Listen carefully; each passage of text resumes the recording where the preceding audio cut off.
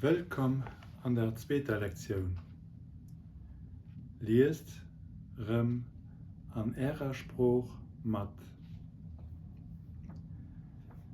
Wie heißt dir? Bonjour, ich bin Madame Meyer. A wie heißt dir? Ich heiße Paul Virion. Et freut mich auch.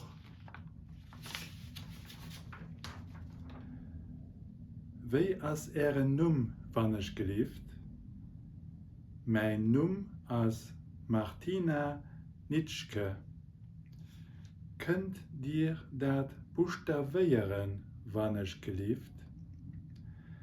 N I T S C H K E.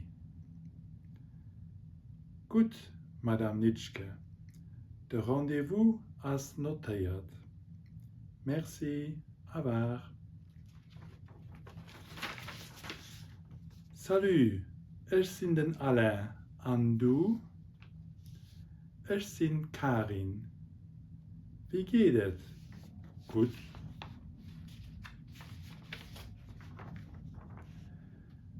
Wie as ihre Firnum an ihre Familiennum wann ich gelieft?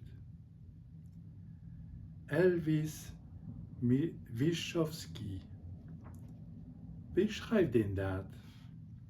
Der Firnum E L V I S.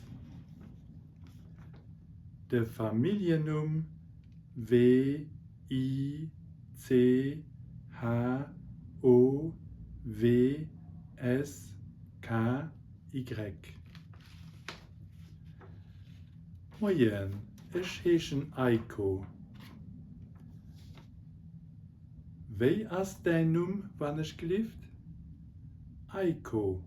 A I K O. A wie heißt du? Ich heiße Dylan.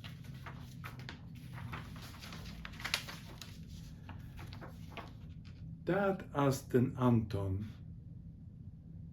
Was du de Carlos? Sie dir den Herr Gloden. Ich bin den Yves. Dat ist Claudia. Sie dir Madame Weyer. Was du de Ronny? Wien ist de Patrick? Dir sieht bestimmt Damli, oder? Wo ist Sanela?